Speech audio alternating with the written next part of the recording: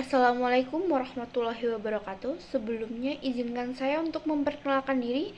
Nama saya Nike Fazila Putri dengan NPM 155 dari kelas 4D.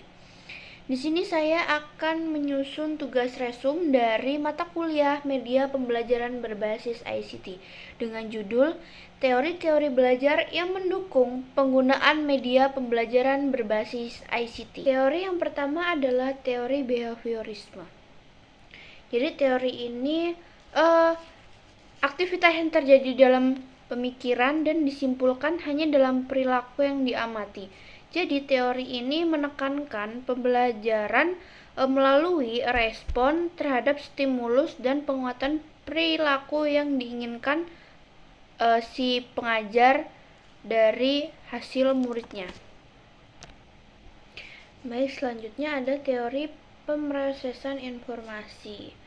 Jadi teori ini berfokus pada bagaimana informasi diterima, diproses, dan disimpan dalam memori jangka pendek maupun jangka panjang. Jadi implementasinya dari teori ini adalah pembelajaran ini harus menarik perhatian, memberikan jenis tindakan yang tepat, dan menyediakan praktik yang cukup untuk memastikan mengkodekan dan memperhatikan retensi. Selanjutnya ada teori perilaku kognitif. Jadi teori ini mengidentifikasi tahapan belajar yang membantu dalam desain instruksional. Jadi implikasi pada pembelajaran ini, kegiatan pembelajaran harus menyediakan acara untuk mendukung jenis pembelajaran. Siswa harus menunjukkan bahwa mereka telah mempelajari keterampilan prasyarat. Jadi dalam metode ini bisa menggunakan komputer. Jadi komputer dapat memberikan informasi yang cepat dan akurat tentang tingkat keterampilan siswa dan menyediakan rangkaian aktivitas yang konsisten untuk memenuhi peristiwa instruksional tersebut. Selanjutnya ada teori sistem dan desain pembelajaran sistematis. Jadi teori sistem sendiri adalah mengarah pada pendekatan sistematis dalam pengajaran dengan membentuk berbasis ICT. Jadi kayak pembelajaran harus terstruktur dan berurutan. Siswa harus terus terpantau saat mereka maju melalui sistem instruksional tersebut. Lalu ada implikasi teori belajar objektivisme terhadap strategi pengintegrasian media berbasis ICT. Jadi pilihan strategi ini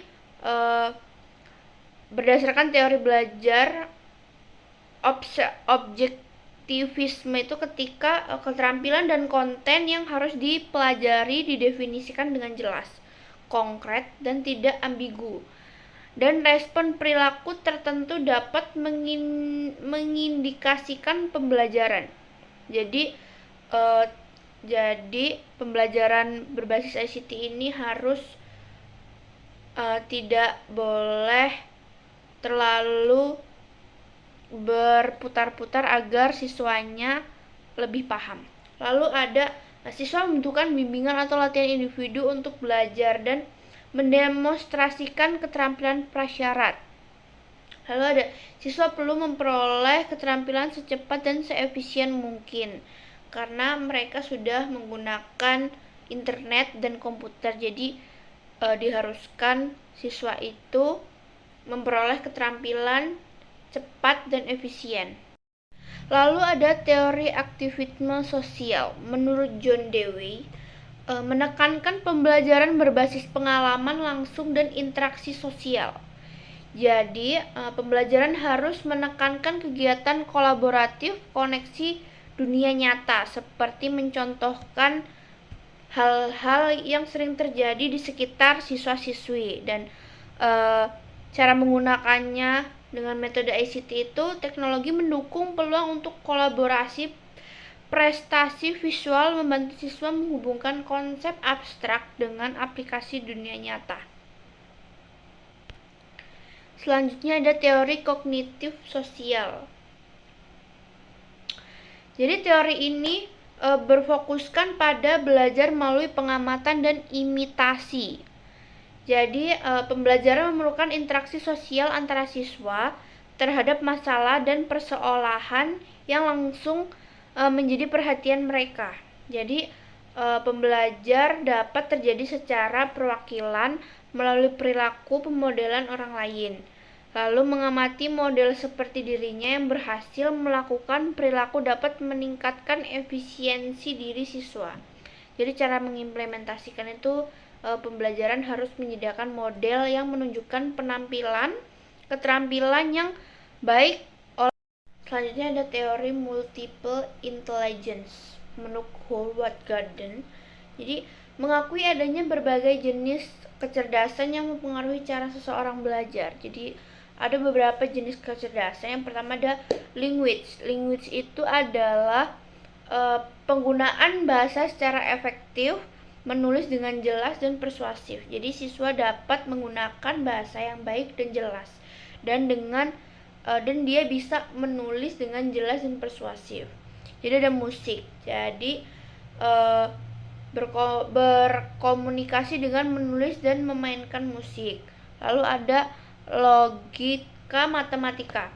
Jadi menalarkan secara logis mengenai pola, merumuskan dengan menguji hipotesis, memecahkan masalah dalam matematika dan sains.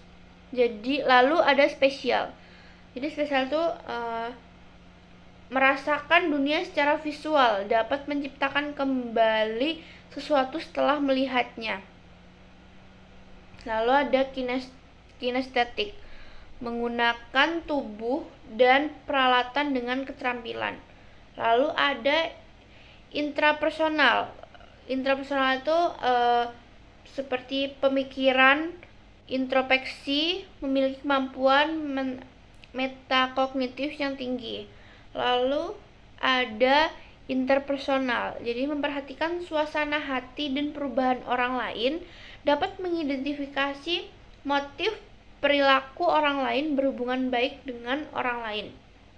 Lalu ada naturalis, jadi dapat membedakan antara makhluk hidup dan bukan makhluk hidup. Sekian dari resume yang saya tulis dari pembelajaran tentang teori dari pertemuan ketiga.